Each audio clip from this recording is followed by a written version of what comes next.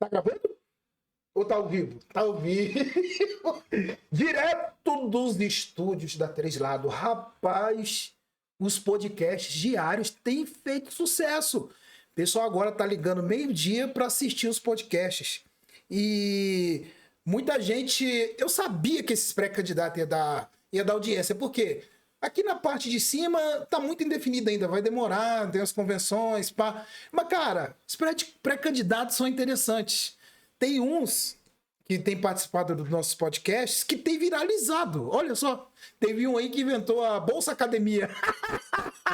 Cara, ele tá doido, que eu acabo aqui o podcast, aí eu tiro um momento legal, eu mesmo tiro um momento legal e boto no Instagram da Rádio Corredor, no meu Instagram pessoal, e bomba. Então, vale a pena fazer podcast com o Pai Odi. Vem com o Pai Odi que você tá bem. Então, direto dos estúdios da Três Lados, dê like nesse vídeo, se inscreva no canal e comente. Gabriel, já abre a câmera já que eu não vou demorar muito, não. Tô aqui com um convidado especial, o Wellington Luiz. Distrital 2 vezes, Wellington? 2 vezes. Você foi distrital 2 vezes, hein, rapaz? No peito e na raça, não foi? Peito na raça. Ah. Rapaz, distrital 2 vezes. Sempre pelo MDB, luta sempre muito dura. Sempre pelo MDB? Sempre luta muito dura. Você nunca teve outro partido? Não, tive no PSC primeiro, depois migrei para o MDB e a partir daí sempre no MDB. Você foi distrital em que ano pela primeira vez? 2010. 2010, 2014, isso mesmo. Eu lembro da sua eleição em 2010. Eu não era ainda, eu não tinha a Rádio Corredor não, que a Rádio Corredor eu abri... a nossa história se confunde muito. Eu abri no dia 11 de abril de 2011. E eu lembro que falava fulano, ciclano, quando viram lá o Wellington Luiz ali. Quem é esse caboclo? Ninguém sabia, né? Aí, de repente, era lá um agente da Polícia Civil. Como é que foi aquela eleição de 2010, Wellington?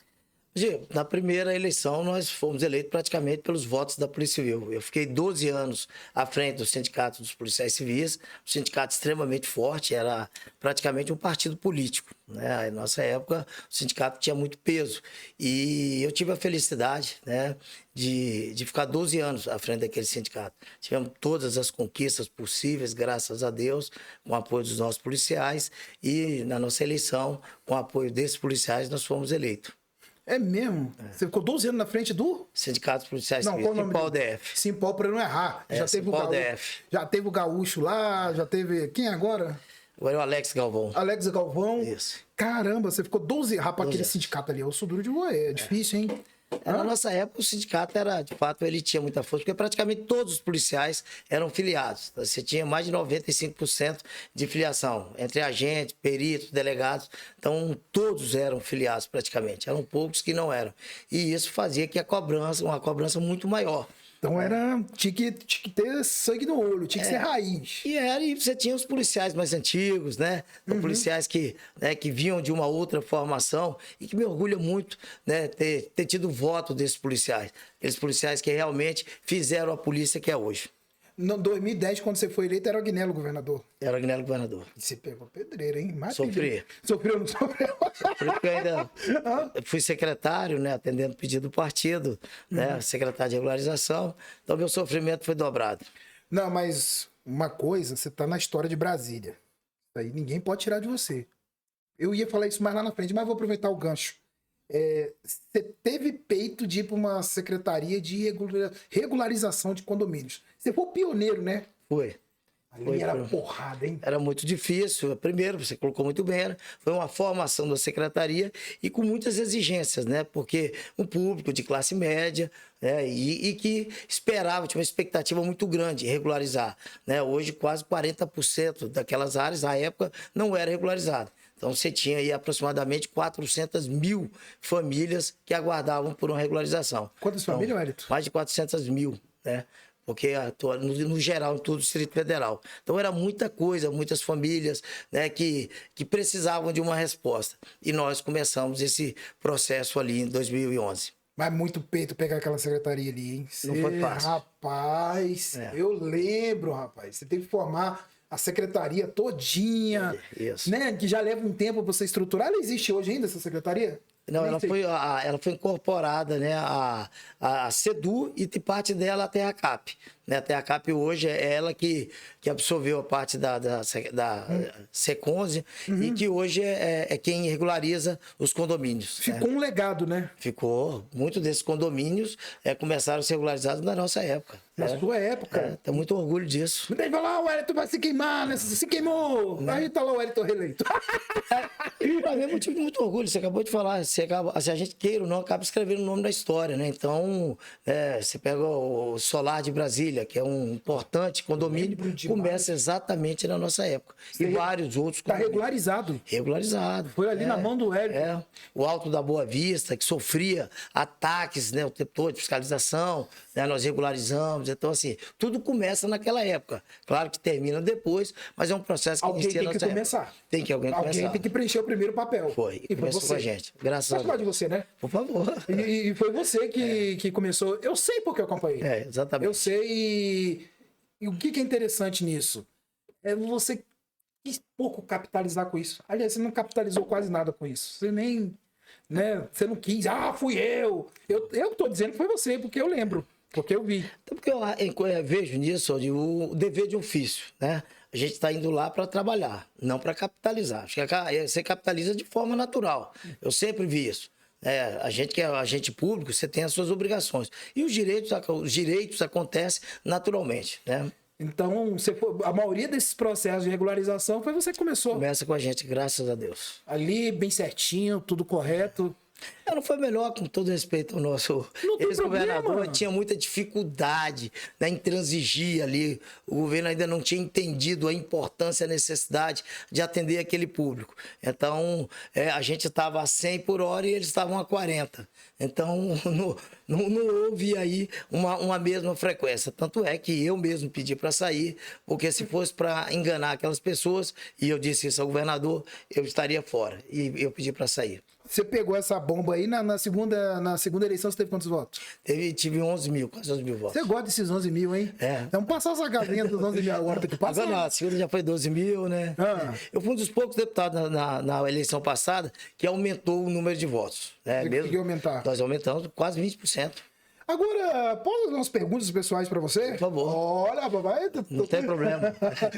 Você pode falar que tá armado aqui, que eu gosto de arma também, eu já dou uns tiros por aí, brincadeira. Mas vamos lá. Por que você entrou na Polícia Civil? Olha assim, vamos fazer melhor. Como é que... Você é brasiliense? Sou brasiliense. Você é de Brasília, Wellington? Sou de Brasília. Sou de Brasília. Da minha família nordestina. Você tem o quê? Uns 30 anos? 30 anos de política. Você tá quantos anos? 56. Pareça nunca muda, né? A gente... Seus pais vieram de onde? Minha mãe é piauiense, né, de Corrente. Meu pai é pernambucano, criado no Rio de Janeiro. Né, e ambos chegaram em Brasília em 1960. Pô, você chegou em Brasília... Eles chegaram em 1960. 60. E eu nasci em 66. E aí você estudou escola pública? Como é que Escola pública a minha vida inteira, né? Sou filho de família muito pobre, o que me orgulha muito, né? Morei em barraco, né? Minha família foi atendida por programa habitacional e hoje, graças a Deus, eu estou tendo a felicidade de poder devolver um pouco do que eu recebi. Nós vamos falar da Codab, mas peraí, não foi, aqui é momento Léo Dias, aqui é só viadagem, agora vamos falar só viadagem. Mas você morou em barraco aonde? Qual cidade? Na Candangolândia. É mesmo? Candangolândia era um assentamento, né? É engraçado, o Hermeto e tal, do Candangolândia, vocês são do mesmo partido. Candangolândia, essas coisas lá, hein? Mas Candangolândia era para ter acabado. Quando a Candangolândia ela foi retirada, só que depois algumas famílias resistiram, né? E ao longo dos anos acabaram se consolidando. Mas todo mundo da Candangolândia foi retirado à época, né? E assim, nós fomos no início para o Guará 2, né? Então nós fomos para o programa habitacional. Antiga X. Eu peço pro pessoal silenciar o celular, eu que deixo o celular aberto aqui. Mas a vida que segue. Aí, você passa lá pela Candangolândia, deve se emocionar até hoje, né? Até hoje. Não dá uma emoção? Um dia desse fui com minha esposa, mas fui levar lá um bichinho que nós achamos lá, né? Uma cobra, bem da verdade, lá atrás. Sério, uma cobra coral lá em casa. Uma cobra coral lá em casa, né? Lá no Picoeiro. E fomos lá no batalhão ambiental, que é na Candangolândia. E eu fui mostrando lá os locais onde a gente. Dá pra ver sua casinha onde você mora? Hoje já não tem mais, né? Mas assim, o local... Assim, é próximo à igrejinha, né? Então... A igrejinha. A igrejinha. É o zoológico, né? Que a gente descia a pé. Tem casa assim que fica no fundo do zoológico, dá pra ver a girafa, né? Exatamente, era onde a gente morava, ali na Rua 4, né? Cidade lá muito pequeno, mas lembro muito. Eu tô crente que o Wellington aqui, eu chamo de deputado porque, depois eu conto minha história que eu tenho com você, eu crente que o cara falar que achou um cachorro na rua, qual é o nome da sua esposa? Desculpa. Beatriz. A Beatriz, a Covid lascou minha memória. Aí eu falei a Beatriz, eu olhei assim pra Beatriz, falei, o cara resgatou um cachorrinho, né? Aí deve estar levando pra algum lugar lá, tu resgata uma cobra. Tu gosta do perigo, hein, bicho? E era uma coral, daquela verdadeira venenosa. Chegou lá o policial militar, ou não, tem que... Pera que nós vamos receber ela desse jeito, não. Tem que botar numa caixa e demorou pra receber. Você não pegou na mão, não, né? Não, pegamos não. Tivemos todo cuidado. Não, só você capturou. Foi. É. Porque a sua mulher não te ajudou. Não. A Beatriz ficou à distância, querendo deixar botar no carro dela. Aí vamos lá. Aí você morou Barraca Candangolândia a vida toda. E de onde surgiu? Eu quero ser policial civil. Foi uma decisão mesmo pessoal. Eu tinha, por ser de família muito pobre, a gente teve que estudar, então eu passei a época em vários concursos, tinha passado no concurso de técnico do Tesouro Nacional, antigamente era técnico de atividade tributária. Devagarinho, você já tinha passado num concurso quantos anos ali? Eu passei no meu primeiro concurso com 18 anos de idade, né? Pô, tu era CDF, hein? Não, eu era pobre demais e sabia que pobre a única possibilidade de ter alguma coisa era estudar. Quando a gente tá fudido, a gente sempre dá um jeito. É isso aí. Mas, você não já falou a palavra que eu tô falando, mas é isso mesmo. A máxima é essa mesmo, né? Eu era de uma família onde a gente não era convidado para ir para as festas porque a gente não tinha um tênis, né? A gente andava de chinelo, né? A minha família realmente era uma família muito pobre, que me orgulha muito, né? Então, minha mãe deu educação, meu pai trabalhava muito. Eu trabalho desde os 7 anos de idade, né? Um dia desse, minha mulher proibiu eu chegar com pano de prato em casa. Porque todo pano de prato, se me oferecer pano de prato, eu compro. Por quê? Porque eu vendia pano de prato na rua, né? Então, eu saía vendendo pano de prato com 7 anos de idade. Você sabia que eu... Não tô aqui, a gente não tá aqui arrotando virtude. Quem sofreu na pele sabe, eu vendia cocada no ônibus antes de... Pô, eu posso dizer, deixa eu ver, eu tenho 11 anos de rádio corredor, eu posso dizer que até uns 14 anos atrás eu era faxineiro. E vendia cocada no ônibus depois. Eu tenho a mesma coisa, eu vejo um cara ali, eu sempre ando com dinheirinho no carro, pode ser R$2, 3, né? Eu não como a porra da pipoca, mas vou lá e compro. Nós. Só pra deixar. Aí dou pra alguém no meio da rua também. Você vê ali no carro lá, você vai ver o trocado ali. Eu sempre vou comprar. Não pego a pipoca, não pego o amendoim, não pego a paçoca, mas vou comprar.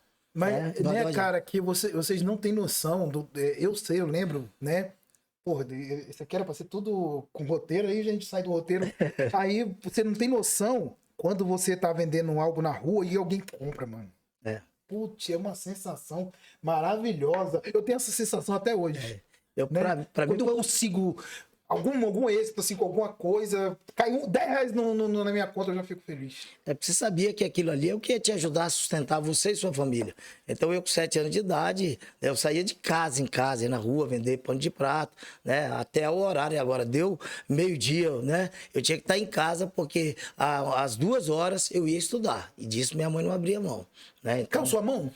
Oi? Caiu sua mão vender pano de prato? Pelo contrário. Aí quero proibir crianças de trabalhar. Isso é um absurdo, né? Isso me engrandeceu como ser humano, como pai, como esposo, como família, né? Então, como cidadão. Acho que é uma das coisas mais importantes. Eu acho que uma pessoa que proíbe um garoto de trabalhar não sabe que está fabricando ali um criminoso. Você é corajoso falar isso. Cuidado. Não tem problema. Tem coragem, né? Falar isso? Eu sempre usei a tribuna, você é prova disso, para falar o que eu sinto, e sempre falei com muita vontade, ao ponto de ter sido apelidado lá de marreta, né? Por conta disso. É exatamente por isso, porque me deixa indignado aquelas pessoas que ficam atrás de um computador, né, numa sala com ar-condicionado, dizendo que é especialista disso, daquilo, sem nunca ter sujado a sola de sapato, né? Sem nunca ter ido lá na Santa Luzia para conhecer a pobreza das pessoas e ser especialista, né, de miséria, de pobreza. Isso é um absurdo. Porque você sentiu na pele, você não vai lá para ver. Você tá na sua pele. Né? Uma coisa é você falar de pobreza. Outra coisa você vendia pão de prato. Vendia pão de prato. Aí não tem jeito. Você vai ter dinheiro, você vai encher a casa de pão de prato mesmo. Porque aquilo ali tu se vê ali. Não cabe mais pão de prato na casa. Mas no coração ainda tem dinheiro. Aí o negócio que isso aí você tá fazendo virtude política, não, cara. Quem sentiu na pele ali. Sim, você tem a caridade dentro de si. E vale a pena. Eu, cara, também, assim, não tô dando uma de virtuoso aqui, não, que eu não sou virtuoso coisa nenhuma, mas... Não, nem eu. Cara, eu sei, eu entendo. Eu assim, eu te conheço. Eu sei que você faz isso. Você não, eu sei que nem demagogia. A gente vê a sinceridade. A câmera ali, a gente sabe quando o cara não tá em demagogia. E aí, 18 anos, você foi ser o quê? Aí, 18 anos, eu comecei a estudar, né? Eu terminei o segundo grau cedo e eu fui estudar para concurso, né? Eu passei no concurso, né, para técnico de Tesouro Nacional, né? E passei no concurso do bombeiro. O bombeiro me chamou, então eu fui bombeiro 2 anos. Fui bombeiro também, Bombeiro, cara? com orgulho. Talvez uma das maiores escolas da minha vida, né? Para mim foi aquilo que eu precisava, né? Porque era militarismo, a gente ainda vivia o regime militar no Distrito Federal naquela época, então tive o prazer de ser militar e ao mesmo tempo eu passei no concurso de técnico de Tesouro Nacional, né? Então fui fazer escola lá na Escola Fazendária e ao mesmo tempo passei nos concursos para a polícia. E fui chamado. Só que eu não falei para minha mãe, né? Ela achou que eu estava sendo... Porque meu irmão já era policial civil. E isso para ela não era a coisa mais interessante do mundo. Quantos irmãos? Nós éramos 4 irmãos, né? 2 faleceram. Naquele né? tempo fazia filho com vontade. E minha mãe achava que eu estava fazendo... Né? E para ela é um motivo de muito orgulho. Né? Era um concurso muito difícil, né? De técnico de atividades tributárias, né? E aí para ela, eu estava fazendo esse curso. Na verdade, eu já estava na academia de polícia há muito tempo. Pô, e era técnico em quê? Técnico de atividade tributária. Que hoje é um auditor da Fazenda. Hoje é um salão, você não quis. Naquela época já não deveria ser ruim. Não, já era bom a parada. Era. Parecia pegar menos da polícia? Na época era praticamente a mesma coisa, né? Porque o técnico de atividade tributária depois virou técnico de Tesouro Nacional e posteriormente virou auditor, que foi aquela mudança que aconteceu. Só que aí... Você quer uma folhinha para rabiscar? Eu sei que você gosta. Eu gosto. Eu percebi. Só que aí depois, foi uma decisão pessoal minha mesmo, né? Eu passei no concurso da polícia e eu gostava. Então eu fui por vocação. Você passou em que ano no concurso da polícia? Eu passei no concurso da polícia em 1989. Em 91 entrei. Na época que polícia era polícia. Polícia era respeitada. Graças a Deus. Ninguém tirava onda com polícia, não. Não, eu peguei uma época onde valia a pena ser policial. Né? Acho que hoje ainda vale, né? Mas... E eu vou falar, a polícia nunca mexeu com o trabalhador, nem naquela época e nem hoje. Às vezes é um ou doido que sai da faixa, mas a polícia nunca mexeu com o trabalhador. Eu costumo dizer, policial e bandido não se confunde. Aquele que eventualmente troca de lado, ele não é um policial bandido, ele só é bandido, né? Então não se confunde, ou você é policial ou você é bandido. Né? Não tem as duas coisas. Todo jardim tem erva daninha. Tem, exatamente. Né? Agora, graças a Deus, nós temos hoje a melhor polícia do Brasil, com o menor índice de corrupção, né? Então isso nos orgulha muito. Pô, você chegou na polícia em 89. Você já percebeu uma coisa de você, Wellington? A gente tá aqui conversando há pouco tempo. Você sempre pega as coisas no começo e as coisas vão deslanchando. Pô, você pegou a polícia lá no começo, 89. A polícia estava passando por uma mudança, né? Então ela teve aí as suas transições. Aquela era mudança, né? E aí eu entrei, depois muito novo também, eu já entrei no sindicato policiais. Com quantos anos? Com 23, cara, até 24 tu era anos. Jovenzão. 24 anos. Caramba, aí você ficou quanto tempo na rua ali mesmo, no pancadão? Eu fiquei mais ou menos uns 8 anos. Depois eu passei. Quantos anos? Uns 8 anos. Muita coisa? Muita coisa. É porque logo depois eu entrei no. Eu sempre fui muito brigão. E aí, por uma brincadeira no campo de futebol, sugeriram que eu fosse pro sindicato. Porque todo jogo eu era expulso, né? Eu não gostei de jogar bola. E um amigo meu já era. Né? O futebol da polícia te expulsava. Não, lá o cacete comia mesmo, era porrada de verdade, né? Só não dava tiro, né? É mesmo? Não, respeitava, né? Era porrada. E aí, uma vez, uma brincadeira lá na entrada do complexo da polícia, o cara, não, ninguém aguenta mais, tem que ser presidente do sindicato, você tem que ir pro sindicato da polícia. E nessa brincadeira acabou virando verdade. Eu concorria, no meu primeiro mandato, a vice-presidente do sindicato, com o Fábio Barcelos, né? Que virou deputado? Que virou deputado, eu assumi o sindicato, fiquei aí 12 anos e logo depois fui eleito deputado, né? Caramba, você ficou 12 anos no sindicato e foi eleito deputado. Isso. Caramba. E aí no sindicato você era muito brigão também? Não foi expulso? Nossa senhora. Eu Qual era foi cara o governador que você mais brigou? Eu era a cara da polícia.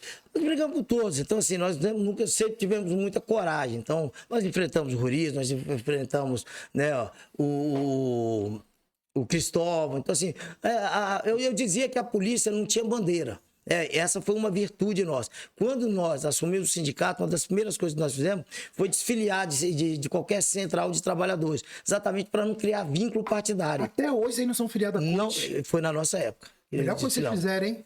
Porque você tinha que ter independência, né? E nós tivemos isso. E a partir daí, as conquistas vieram. Por quê? Porque o partido político nosso era a polícia. A polícia não tinha cor. E com isso nós conseguimos, graças a Deus, né, ser a época, né, a polícia mais bem paga do país. Qual foram 3 conquistas assim quando você foi presidente que você lembra, porra, isso aqui, caraca, você vai dormir, meu Deus, como é que eu consegui?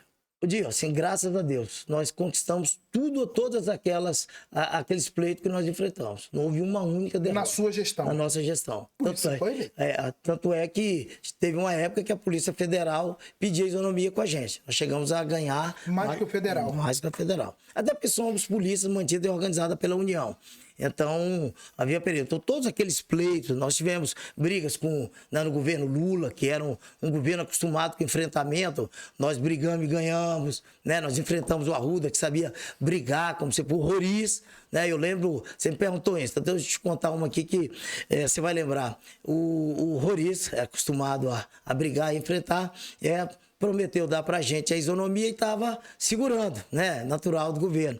E ele disse e aí ele ia lançar o programa Tolerância Zero aqui no Distrito Federal, que era copiado de Nova York, né?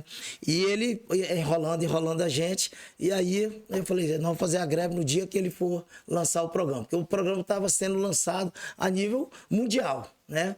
E aí, o diretor da polícia, o Fábio, o deputado, falou, me chamava de Lelé, você é doido? Eu falei, doido? Doido é horroroso, não dá aumento pra gente, né?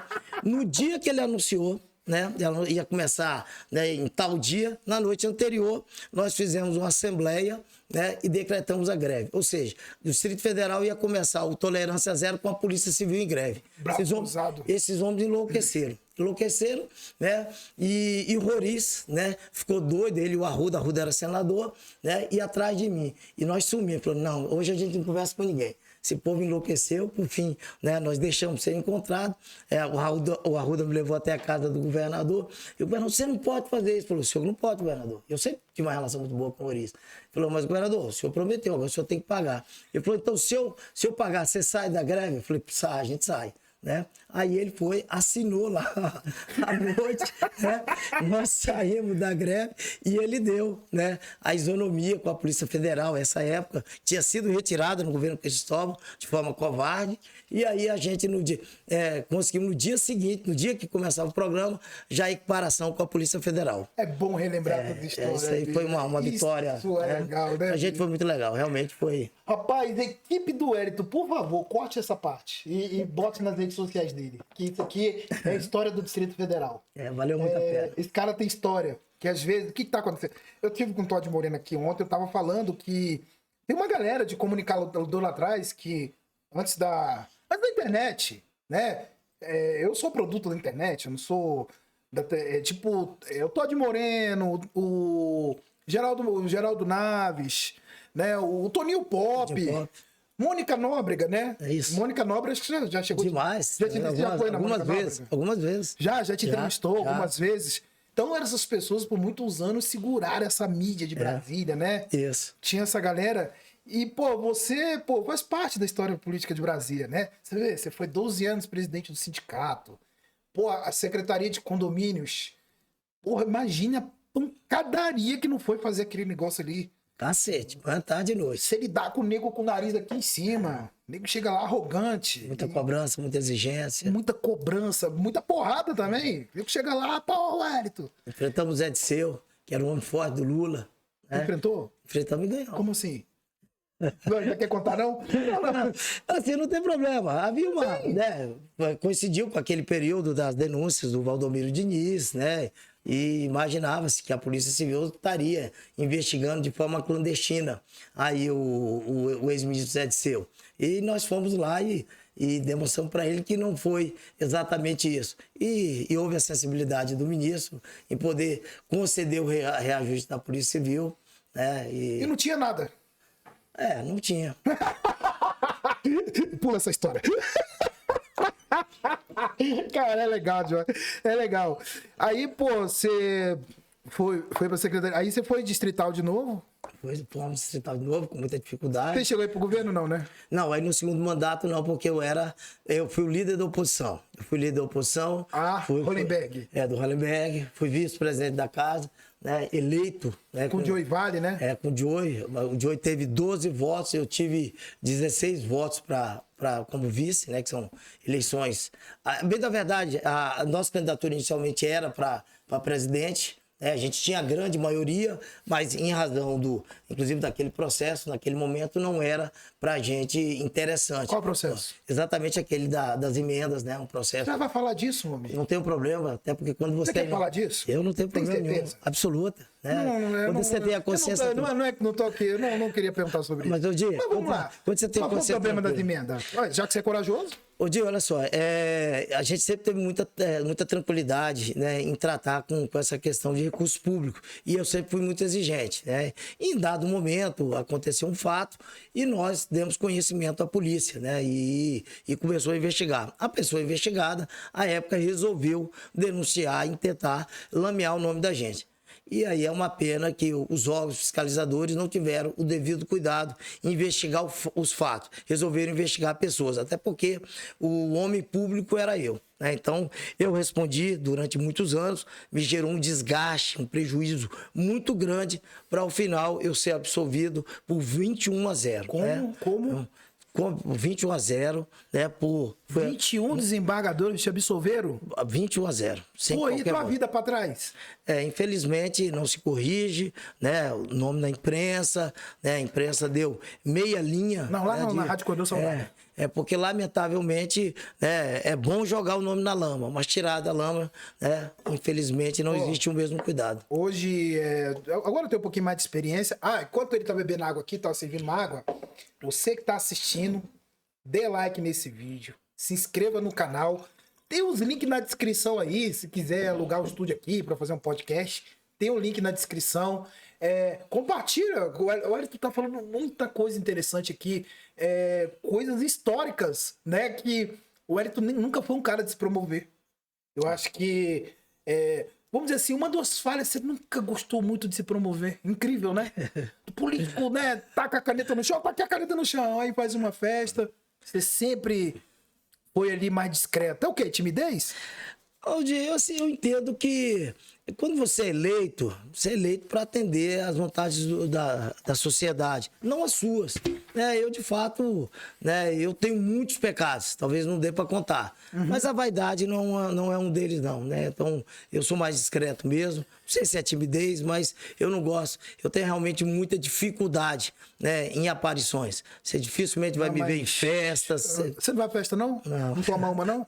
De jeito nenhum. Não bebe, não? Nunca bebi na minha vida. Pô, então eu não bebo também. Vamos nessa aí, nós estamos juntos. Eu sou doido, ando armado e tenho medo da mulher. Você é doido, anda armado e tem medo da mulher. Tem medo da mulher, tem? Tem. Da Beatriz? Não deveria. Posso chamar ela de Beatriz, né? Não é o cara. Pode. Você chama a dona Beatriz, não, né? Pode. É mesmo? Essa mulher é braba. Essa mulher é braba, rapaz. Eu conheço. E também. eu sou sempre o amigo da vez. Então, ela bebe e você que dirige. Então não posso beber de jeito nenhum. Você sabia que eu sei um segredo seu? Vai dar problema com sua mulher se eu contar um segredo aqui. Vai não. Vai não? Ela perdoa. Ela perdoa? Rapaz, eu sei um segredo seu. Você não sabe. Tem um cara aí que é conhecido a nível nacional e te imitou. O Gabriel Monteiro. Ele te imitou. Foi? Porque eu vi uma reportagem sua. Vou deixar o link na descrição, mas eu ri daquilo ali. Eu sei que não era pra risada. Você lembra disso que saiu na Record? Você foi fiscalizar o antigo hospital de base que virou... IGES. Isso. Dei uma pancadaria ali, rapaz. Que treta foi aquela? Gente, quem não sabe a treta, vou deixar o link na descrição. O Gabriel Monteiro te imitou. Você já ia nos hospitais causar lá, hein? Você lembra disso? Lembro eu tô falando? Foi um dos fatos mais marcantes do meu mandato, foi esse episódio. Né? Nós recebemos uma denúncia, né, de uma morte de uma senhora por falta de socorro, né? E a gente foi até lá. E quando nós chegamos lá, né, inicialmente identificamos, né, não houve problema, né, ao acessar. Né? Estava eu, um delegado e um agente, né, e nós acessamos. Só que quando eles descobriram aonde a gente ia e talvez descobriram qual era o motivo da nossa ida, aí eu acho que a direção do hospital... Né, acabou lá que meteu uma arma. Foi aí o vigilante vigilante, né? Tentou Doido. colocar a mão na arma. Como é o mesmo dele? Tentaram imputar a nós esse fato, que teria sido a gente. Em nenhum momento eu coloquei a mão na arma, nem dos policiais, nem o delegado, nem o agente. Né? O que nós queríamos era pegar provas, né, de que, de fato, uma pessoa tinha morrido, né, por omissão de socorro. E, de fato, morreu. Morreu? A pessoa morreu. Essa senhora, depois chegamos, o braço dela estava necrosado, né? Tanto é que a polícia, logo depois de todo aquele barulho, tentaram, né, desvirtuar os fatos, né, determinados setores da imprensa contra mim, né, dizendo que eu teria intimidado o segurança, aquela coisa toda, que não teria me identificado, mas as próprias câmeras do hospital mostrava claramente. Olha pra você, sabia que você é deputado. Não, e mesmo nessa condição, eu sempre tive, né, eu sempre respeitei as pessoas. Não, nunca gostei disso, sou contra, inclusive. E foi apresentado, né, nos vídeos mostra eu apresentando a minha carteira de deputado, de policial. Eu acho que o Gabriel Monteiro viu esse vídeo e te copiou. Esse é o seu segredo. Viu aí o segredo? A mulher tava ali já com... A Beatriz tava ali. O que esse bicho vai contar? O Gabriel me deu... Foi em que ano isso? Só pra gente ter uma ideia. Foi em 2000... Foi 3 anos atrás, né? Me dá qual é a assessoria? Não, tem mais tempo. Não, isso tem mais... 2018? Depois olha aí, acho que foi lá pra 2018. 18 para 17, Pode falar, tem problema não. Foi ano da eleição? Da eleição. É o filho do Hélio. Você foi em 2018, mais ou menos. Qual é o nome do seu filho? Bruno Montes. Bruno? Montes. Tem jeito pra política também? Tem. E gosta. Gosta de política? Gosta de política. Tá fudido, entrou não, tá na merda. Aí deu aquele problema, deu esse BO lá no hospital. Deu. Tu prendeu o nego lá?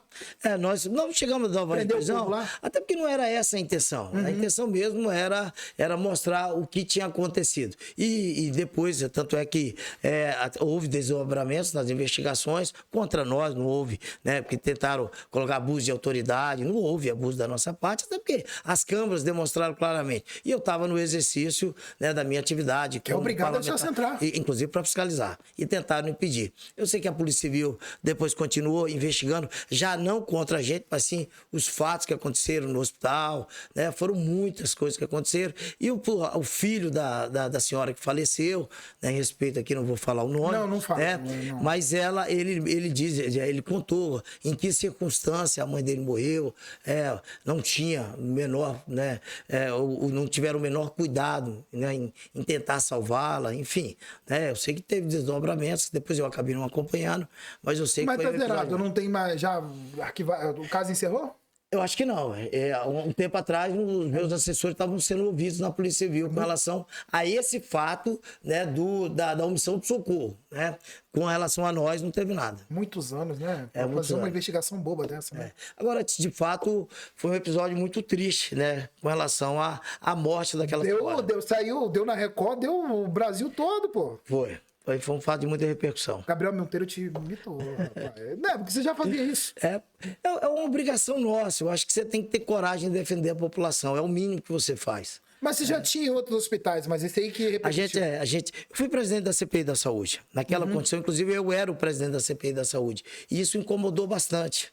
Né? Porque na condição de presidente da CPI da Saúde, você era obrigado. Eu encontrei, por exemplo, um raio-x, né? Uma máquina de raio-x, sei lá, não entendo muito, mas que custou 3 milhões de reais, que nunca tinha sido ligado. Né? Então nós vimos muita coisa, né? O desperdício de dinheiro público, enquanto as pessoas estavam morrendo. Um aparelho de tomografia encostado num canto. Aonde isso? No hospital de base. No hospital de base? No hospital de base. Estava cercado no tapume, né? E a gente teve que subir para ver o que estava lá, estava escondido. Enquanto as pessoas estavam morrendo sem ter um diagnóstico de câncer. Pô, então vamos dizer assim, se você fosse um dia secretário de saúde, você saberia mais ou menos onde atacar. Assim, eu não tenho essa experiência, nem essa vontade. Não, mas eu não tenho vontade. Mas a gente conseguiu ver ali muitas coisas que, como ser humano, como cidadão, você jamais gostaria de se deparar. Né? Foi uma experiência importante, mas uma experiência lamentável. Você não quer mais viver. É porque é muito triste você ver o sofrimento das pessoas e saber que as pessoas estão sem defesa, que as pessoas estão, né, sem qualquer tipo de apoio. Né? A época era assim, né? Que naquela época nós vimos, né, coisas que são lamentáveis, né, principalmente para as classes mais pobres. E você Você foi. É que você já, eu lembro que você já tinha em outros hospitais, mas o que deu treta foi do.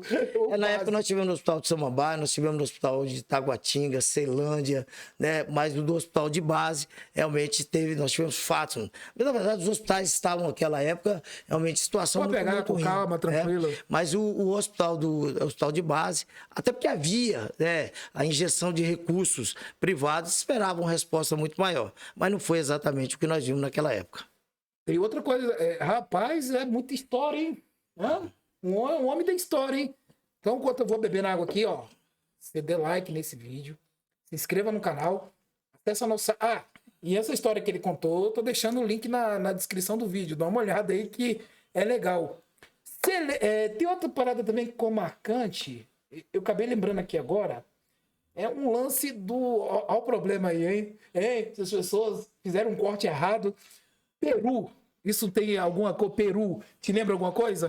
Lembro. Você também... Aí, ó, levaram na sacanagem, tá vendo? Peru. O que o Peru te lembra?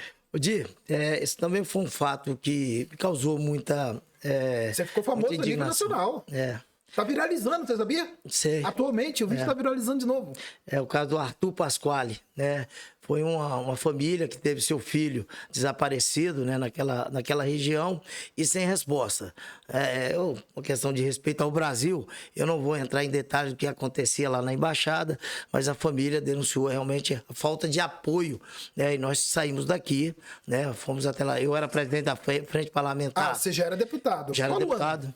Foi 2000 e... Ajuda aí, 2016. Ajuda aí, memória. A memória hoje é o... Bruno Montes. Bruno Montes hoje é a memória. Esse 2016, então nós fomos lá em Cusco, né, onde o garoto tinha desaparecido, e nunca mais tinha tido qualquer notícia. Deram ele como morto até? Deram ele como morto, porque encontraram o sangue no local que ele estava, mas depois se provou que esse sangue não era dele.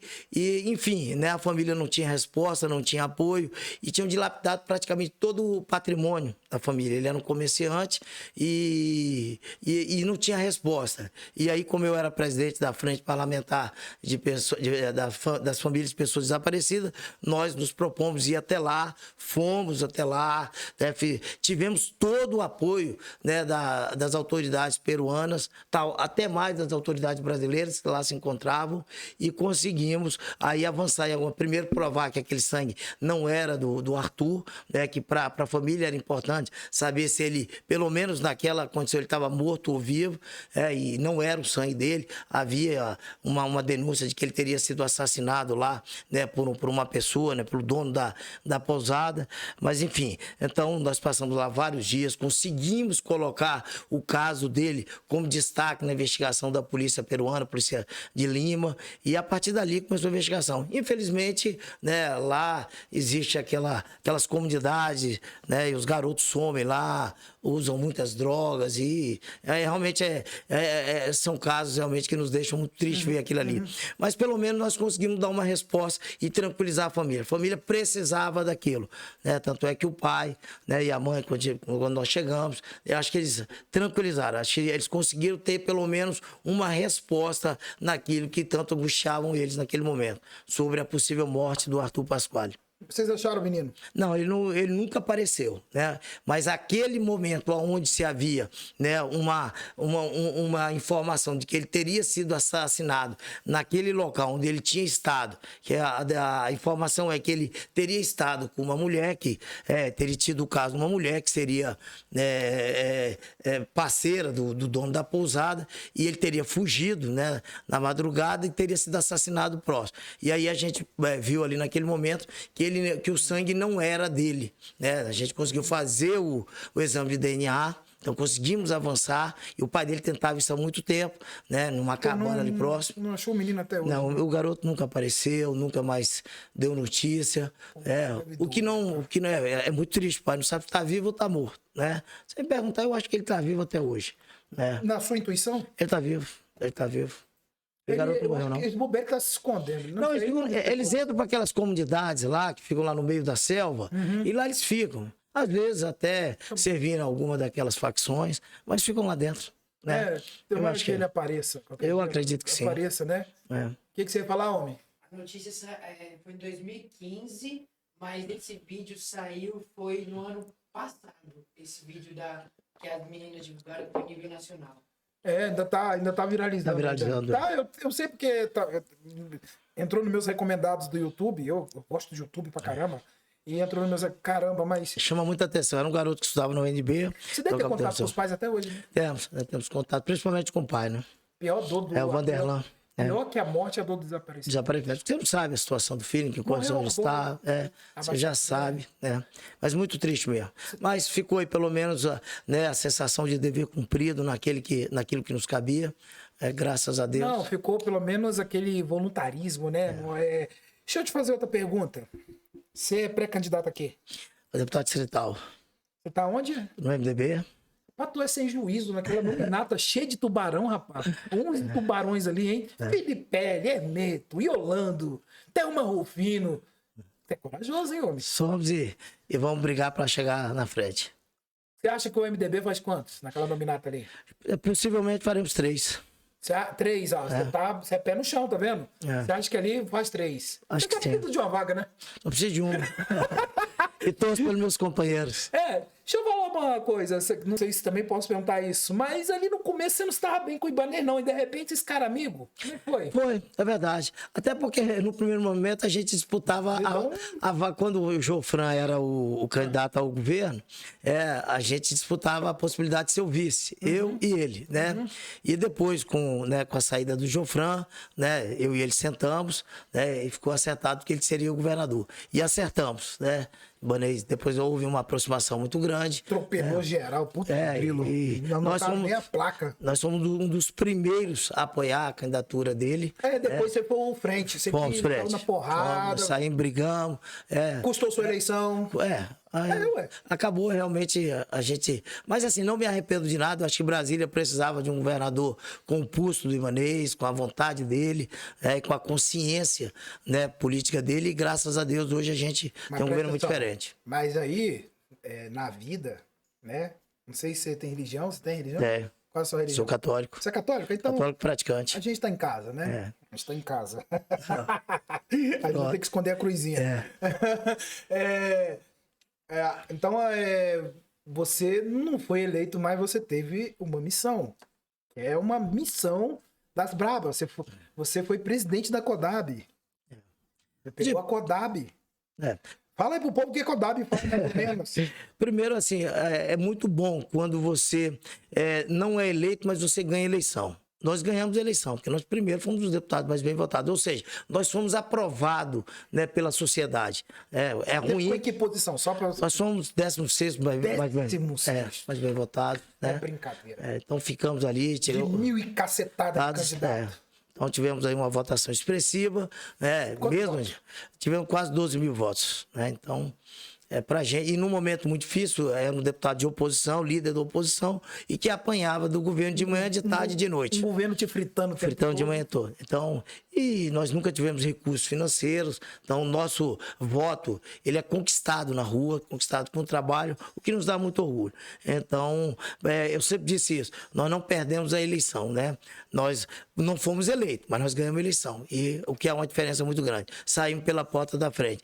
E para nossa surpresa, e aí a gente agradece muito a Deus e ao governador Ibanez, nos deu a possibilidade de dirigir a Companhia de Desenvolvimento Habitacional do Distrito Federal, que é um resgate na minha vida, exatamente por ser de família pobre, por ter morado em barraco e por ter recebido aí uma casa para o programa habitacional. Hoje eu devolvo um pouco daquilo que eu recebi, e isso para mim, eu já assumi alguns cargos como, né, cargos públicos, né, mas nenhum, todos muito importantes, mas nenhum foi engrandecedor como o da CODAB. Lá ele nos torna ser humano. O Itapuã Parque saiu da sua gestão? Na nossa gestão. Ou já era de outra? Não, ele começa na nossa... tudo mesmo, tu meteu Itapuã Parque. 12 mil unidades, né? E assim... Praticamente pronto, né? Praticamente pronto. A gente já começa a entregar agora em junho. E assim, todo respeito à gestão anterior, mas não havia projeto, não havia, né, nada plantado, então nós praticamente plantamos tudo para colher. E o programa habitacional, ele não é muito rápido, né? Então você primeiro faz projeto, para depois você licitar, para depois começar a construir. Então nós fomos, né, fazendo um milagre praticamente, milagre. Eu fico imaginando aqui, Você fala assim, pô, chega lá pra equipe, ó, quero lá Itapuã Park. Aí o cara, ok. E aí, como é que tá? Imagina, sei lá, todo dia aí, como é que tá? Você é assim, né? Você é vibrador, né? É muito difícil, você tem que botar o pé na estrada, não tem jeito. Né? Você dificilmente vai me ver, né? Na Codap, você muito dificilmente me viria né, lá no gabinete. Eu sempre fui na rua. Pra você ter ideia, quando a gente assumiu... Otávio, você não carro muito no gabinete, não. Pouco, muito por quê? Porque eu acho que o nosso papel era estar na rua vendo o que estava acontecendo. Só para você ter ideia, quando nós assumimos a Codab, uma das primeiras ações minhas foi pegar praticamente todos os técnicos e irem lá ao Sol Nascente, para as pessoas conhecerem de fato o que é aí um esgoto, né, ao ar livre. Porque ver esgoto pelo computador, pela televisão é bonito. Ele é esverdeado, não tem fedor. Agora vai lá perto, pra você ver o que significa. Pessoas que convivem com a pobreza, com a miséria, né? Então, porque às vezes o técnico ele é frio, porque ele não conhece a realidade das pessoas. E quando você mostra pro técnico a realidade, a necessidade daquelas pessoas, ele se torna mais sensível. E a gente conseguiu, né, fazer isso, criar essa relação, né, do técnico com o político, né? Porque questionavam o que um policial civil, né, o que praticamente uma delegacia de polícia que está lá hoje vai fazer à frente da Codab. Havia esse questionamento. E nós conseguimos juntar o político com o técnico e fazer da Codab hoje um órgão que dá resultado. Né? Nós respeitamos o papel do técnico. Mas lá saiu o Itapuã Park, saiu outro residencial? Hoje nós temos vários empreendimentos em andamento. Vários. E você né? não capitaliza, hein, homem? Não, mas aí é capitalizar. Eu acho a pandemia conseguiu fazer... Não paramos um único Pô, é minuto. muito doido. Não paramos. Você hoje pegou a coronguinha? Peguei. Fiquei ruim. Se lascou? Fiquei 6 dias na UTI com a companhia da minha esposa. Não, mas não ficou entubado, não. Não, fiquei só com aquela paradinha aquele aqui. negócio. Né, mas deu trabalho. É mesmo? Eu perdi 9 quilos de massa muscular, né? Foi. Mas agora voltou. Eu sempre cuidei, né? Aí vamos lá, você ficou andando Brasília? Sempre a gente andou em Brasília. Então, a gente foi nos locais mais pobres.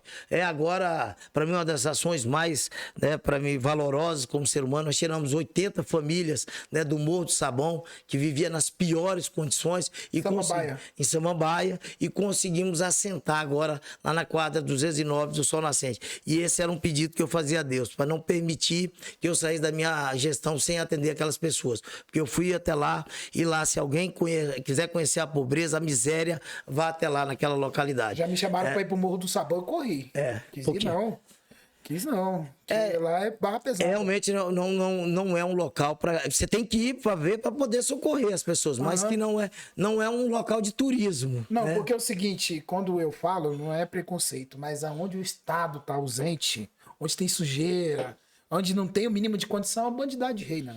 Bandido não, né... Eu tô falando assim, tipo, locais como Samambaia, que onde eu moro também tem bandido, mas são mais, né? Você acertou em cima, lá é dominado pelo tráfico de drogas. Dominado pelo tráfico de drogas. Eles vão pra lá, né? Exatamente. É mais inacessível, né? Não, porque eu moro aí no Sudoeste, mas tem uns que plantam maconha lá na casa deles lá, mas foda-se, vamos lá. Mas aí você conseguiu tirar o pé. O que nós fizemos? Há muito tempo que o governo federal não transfere mais recursos, né, para os estados, então não tem um subsídio. Com isso, é muito difícil você atender aquelas famílias mais pobres. Então, há muitos anos se atendia. E aí o governador, né, me permitiu que a gente criasse uma forma de atender essas famílias. E nós criamos os lotes urbanizados, né, onde essas famílias não precisam pagar pelas unidades construídas. Então, a gente entrega os lotes urbanizados para ela e ela vai construir através de mutirão. Né? A gente entrega com as instalações. É mais fácil. Exatamente.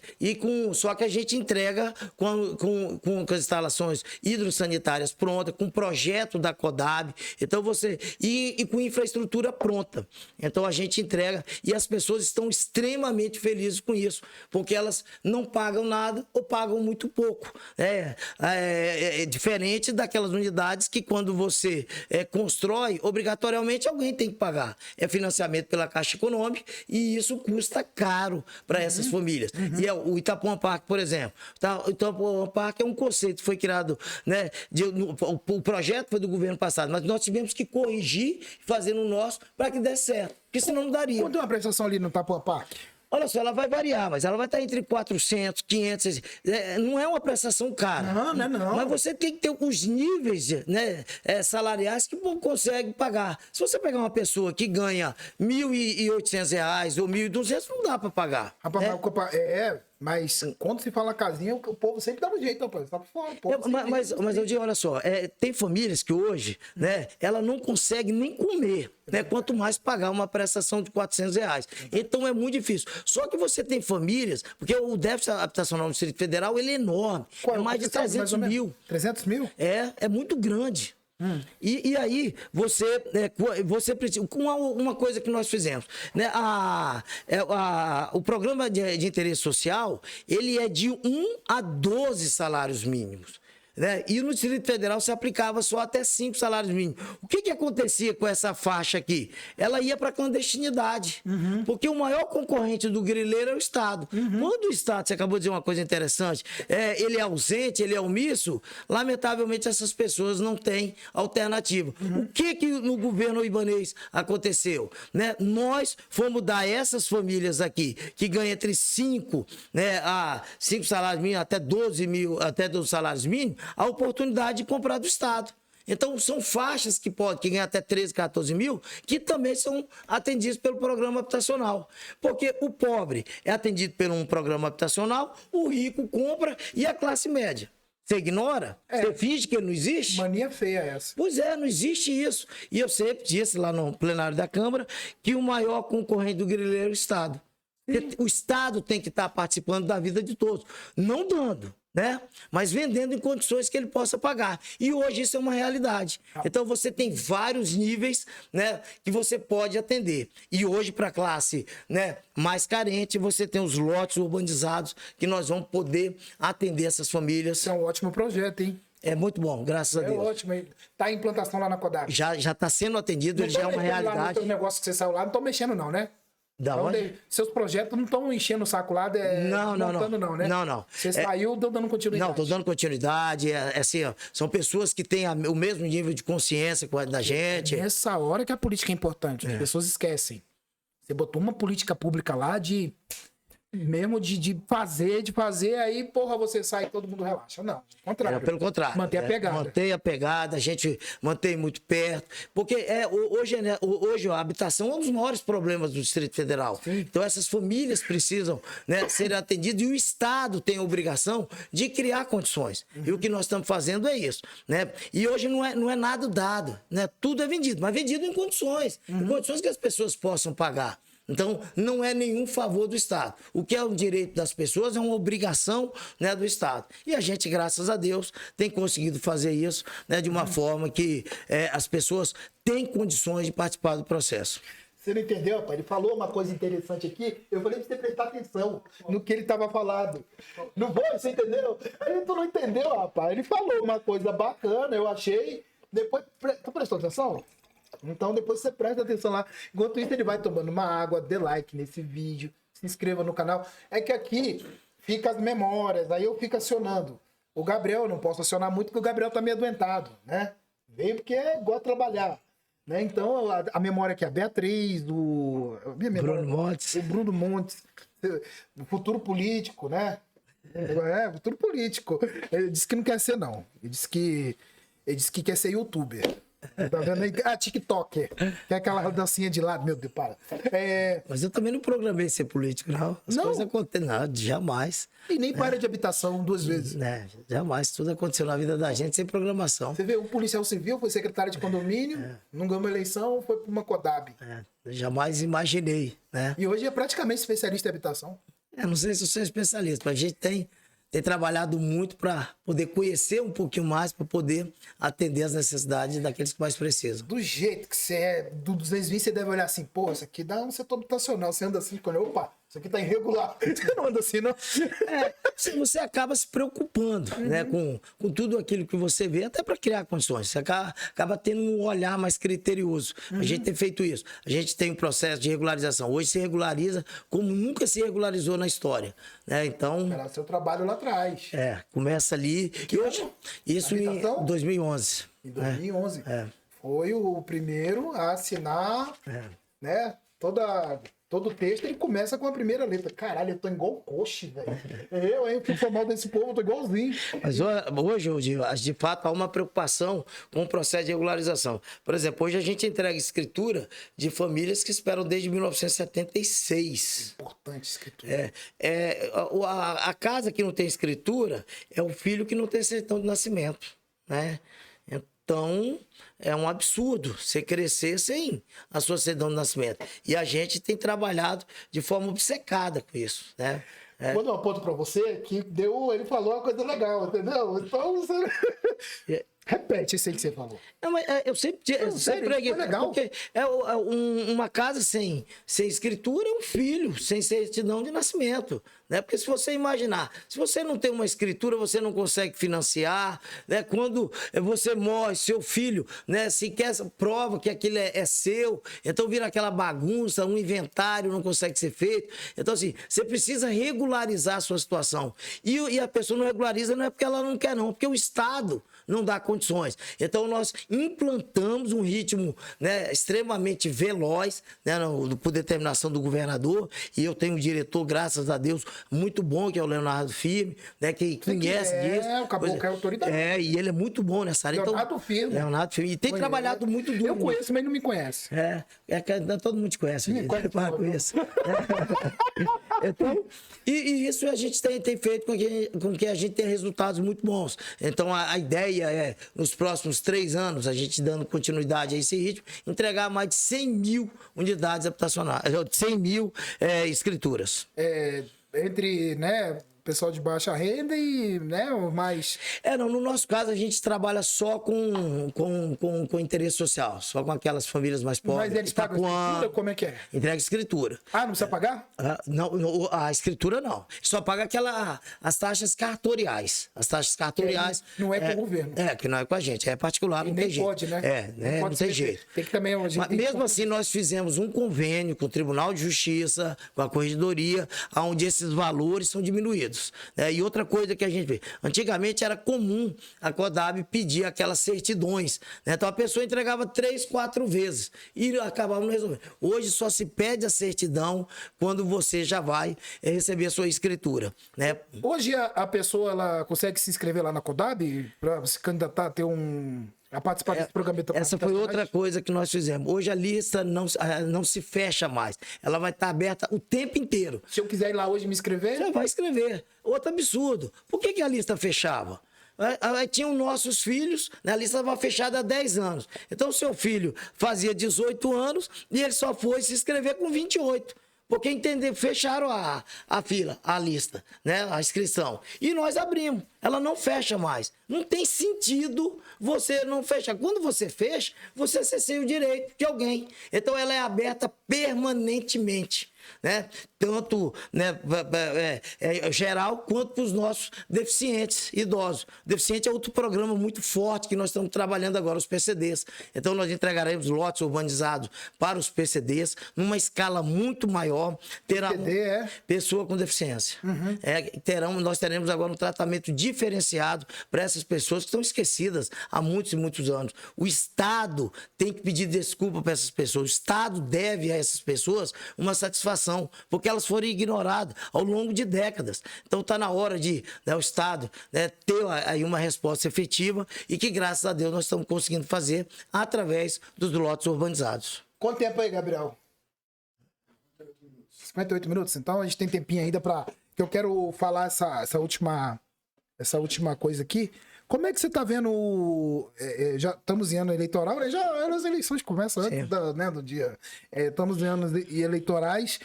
Como é que você está vendo o cenário político a nível majoritário? Brasília, aqui no Distrito Federal?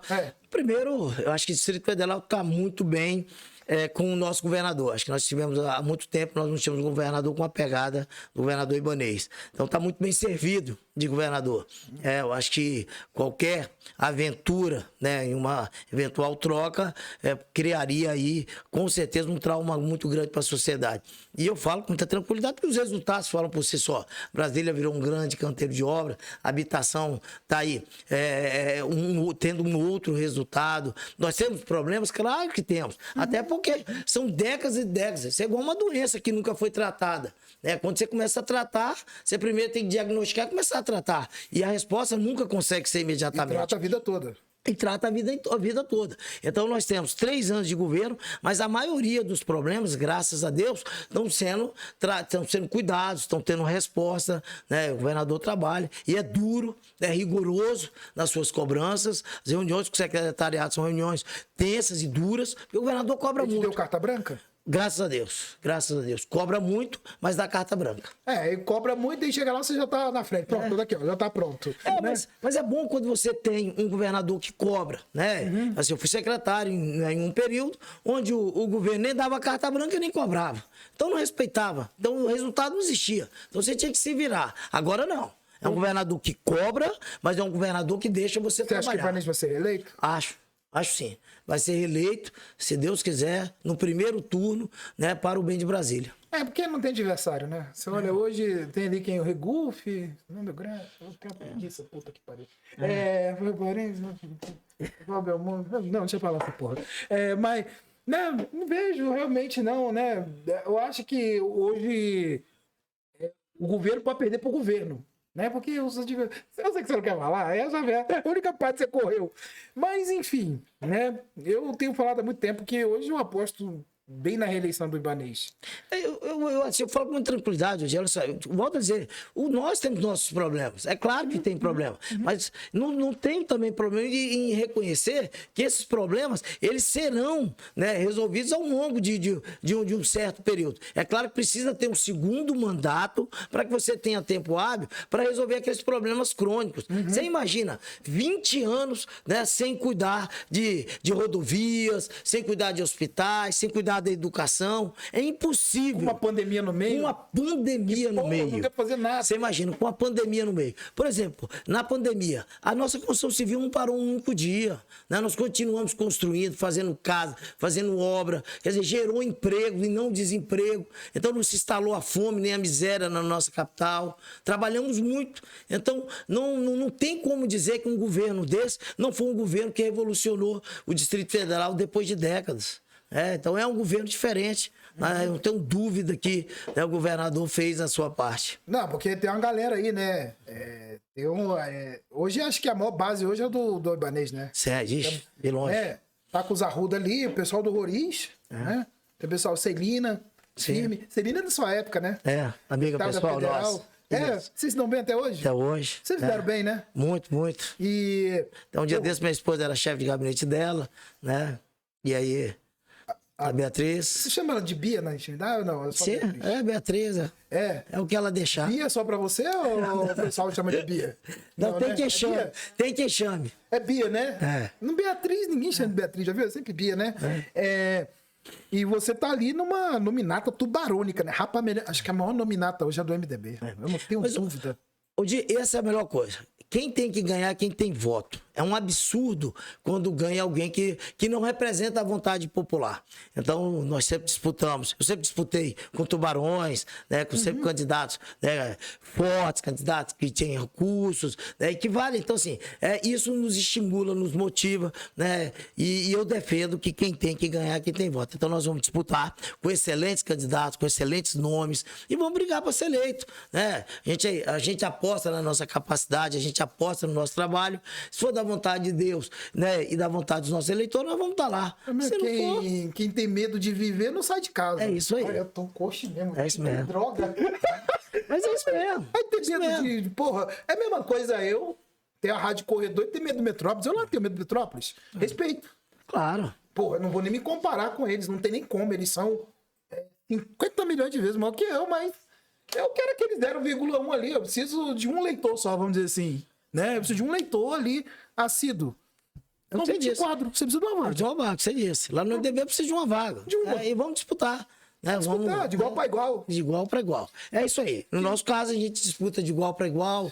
Né? A gente tem essa consciência que vai ser uma luta dura, difícil. Nessa nova regra, todo mundo tem que ir bem, ué. Não pode não pode ficar torcendo pela miséria do outro, porque são 25 só. E a gente, no nosso caso, a gente já tem uma caminhada política, a gente não está inaugurando agora. Você fez um bom trabalho na Codab, eu vou reconhecer. Não é puxar taquinho, não é puxar com ninguém. É. Você sempre foi muito trabalhador, discreto. Eu acho que se você capitalizasse mais... Trabalha mais redes sociais também, porque você tem trabalho para mostrar. Por isso nós estamos agora com um grupo aí que sabe Tá com um fazer grupo isso. bom de comunicação? Muito bom, muito. É. Isso. Eu sei, isso sempre foi um problema para mim. De fato, eu sou tímido Mas nessa, né? tem que Mas entrar. na hora que você tem que mostrar o que você fez. Tem que mostrar porque você, pô, você tem história política para contar, você tem trabalho para contar.